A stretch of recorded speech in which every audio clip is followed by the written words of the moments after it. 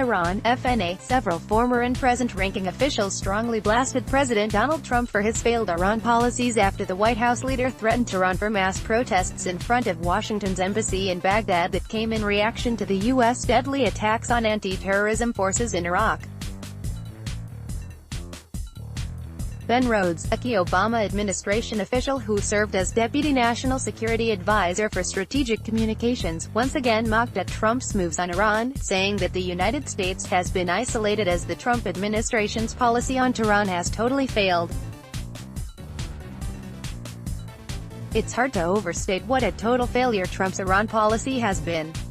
Nuclear program resumed. Regional provocations escalated.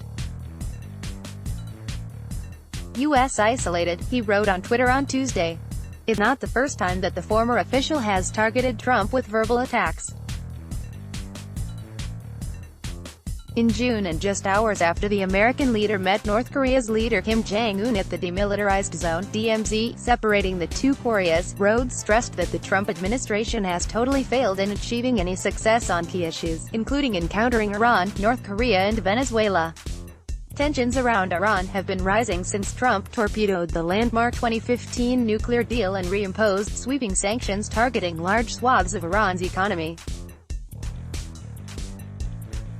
Later, Washington raised the stakes in the standoff, sending additional military assets, including a carrier strike group, a bomber task force, and Patriot missiles, to countries bordering Iran. The latest conflict between Washington and Tehran started after an intruding American spy drone was shot down in Iranian sky.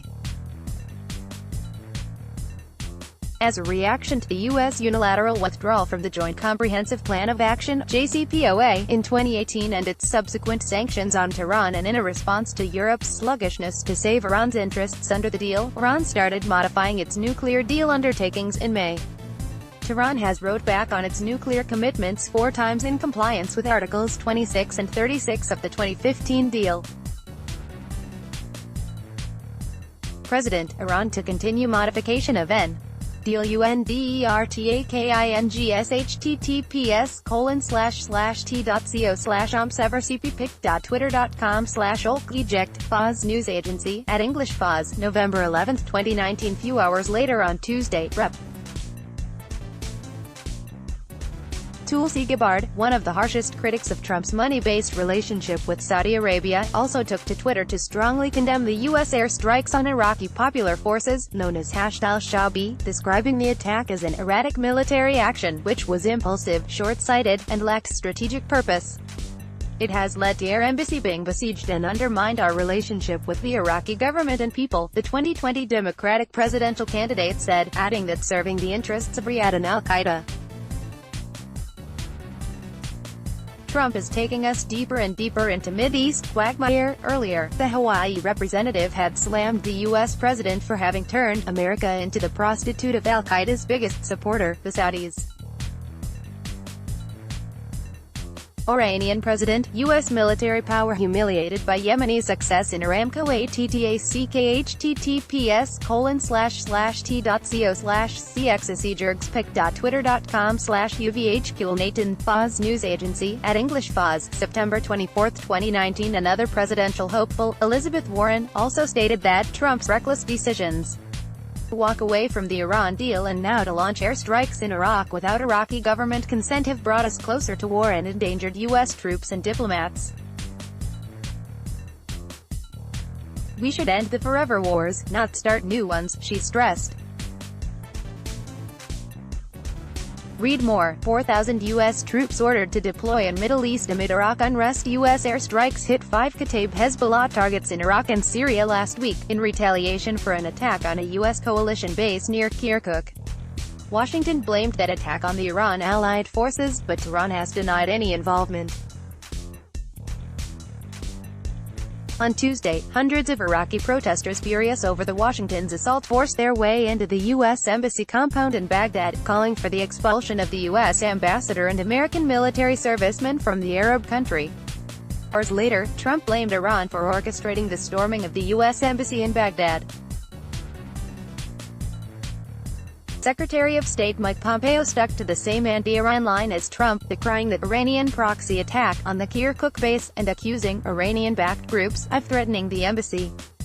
Just hours after the U.S. leader upped the ante and made a pointed threat against Iran, he stated that the U.S. is not gearing up for war with Iran, adding that he prefers peace to war.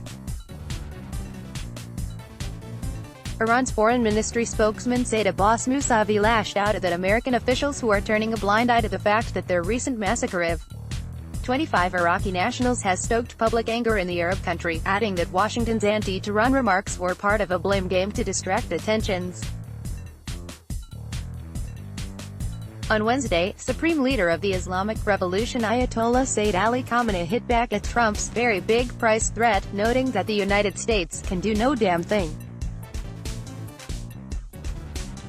Giving a sharp rebuke to Trump's threat to make Iran pay for the attack on the U.S. Embassy in the Iraqi capital, Ayatollah Khamenei noted, the Americans should come to realize that people in the region, including in Iraq and Afghanistan, hate them for their crimes, and this hatred surfaces somewhere. If the Islamic Republic decides to challenge and fight a country, it will do so unequivocally, but everyone should know that we strongly defend the Iranian nation's interests, dignity, glory and progress.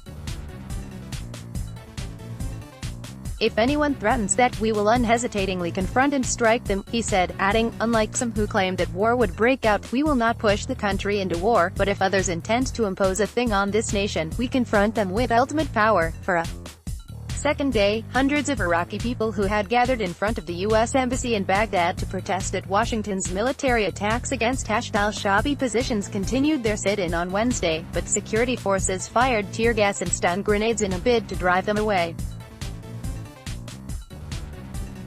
Let's block ads. Why?